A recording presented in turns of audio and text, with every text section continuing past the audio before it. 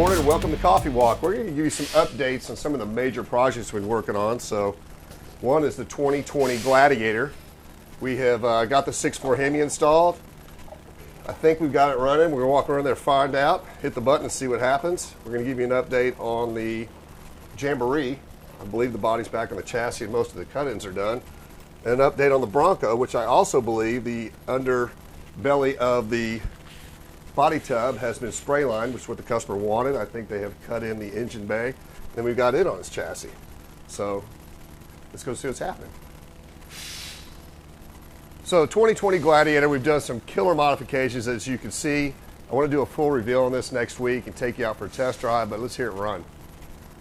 It's a big Jeep. Let's see if I can do this without getting in it. Wow. Incredibly clean install, as you can see. It's quiet. Can't even see it idling. We are in the test and tuning phase right now. Doing a lot of downloads of the computer and getting everything set up right. We'll definitely have this out driving today. I'm sorry y'all can't see it. We'll show it to you next week. But I think this is going to be the way to go, the 6.4 HEMI in these 2020s. This is going to be awesome.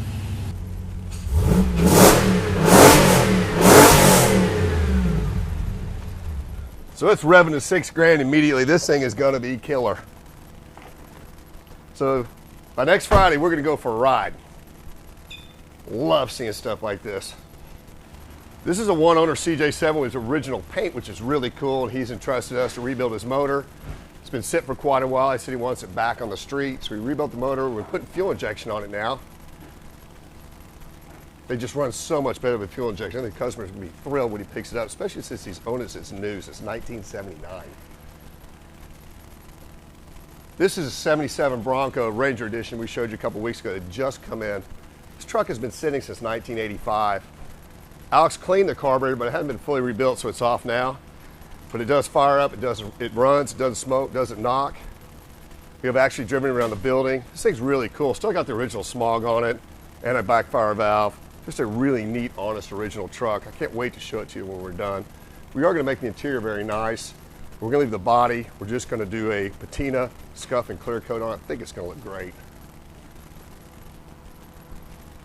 The one thing we're going to do to this truck to make it look better, which really changes the way it looks, the tires. We are going to use the original wheels and hubcaps, but we're going to put BFGs. I just think it makes it look killer. So we're testing the size tires, and this is the size we're going to go with. So next time you see it, it'll have a set of BFGs on it, just totally change the look. Makes it look more aggressive. Let's go see what's going on with the Jamboree. So there's multiple steps, as I showed you, to do these things right. The body is on its chassis permanently now with a new body bushing kit. As you saw in the prior video, the bottom was painted. Now we've done our cut-in process on the front end. The grill's painted off of the Jeep. The fender were cut in off of the Jeep.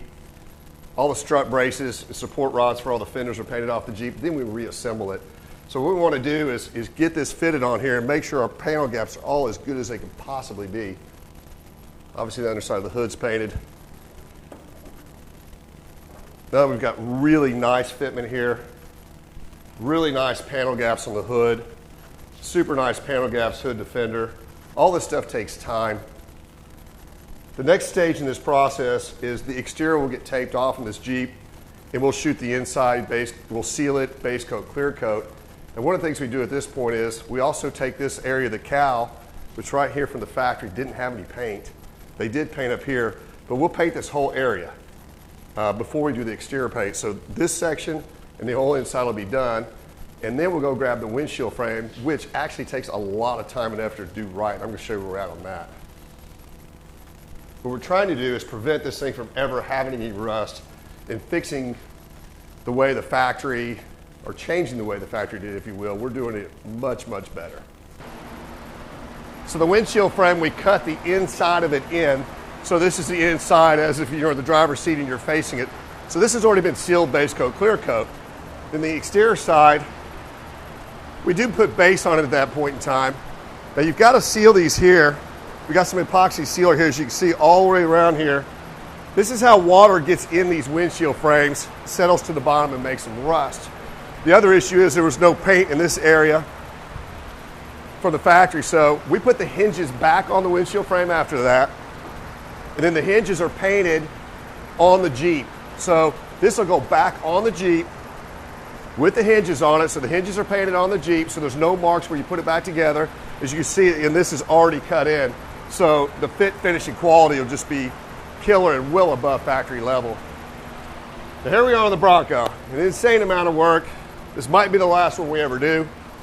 We did paint the engine bay. We did quite a bit of time finishing this out, so when you open it, it looks fantastic. The motor's done. I wish you could see it. It's got a lot of component parts on it that the customer specified. Intake, carburetor, headers, things like that. It looks really good. The bottom of the tub was spray line. It was the customer's request, but it looks really nice. It's on its chassis. This is where it's going to live. Now, even from this point on, we still have probably 100 or 200 hours of work left. And what we do is that before we started this work, we PDR'd every single panel, paintless dent repair. Now, we have the other Bronco over here, which I'm going to go back to for a second. It's tough to take a hood when it's not on a body and get enough pressure when you're getting all the dents out of it. Now, this is a factory hood. We fortunately had two of them. We media blasted both of them and saw which one was the best. These aftermarket body panels aren't bad, but I prefer to use an original hood if at all possible because the gaps are always better.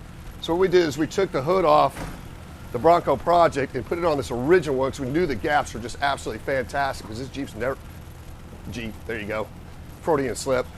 This Bronco's never been hit. So we put it on here, PDR'd this, spent about 3 hours getting every single dent and ding that we could get out. So now it's super straight. And what that saves you from is you're not having to float the whole thing with Bondo.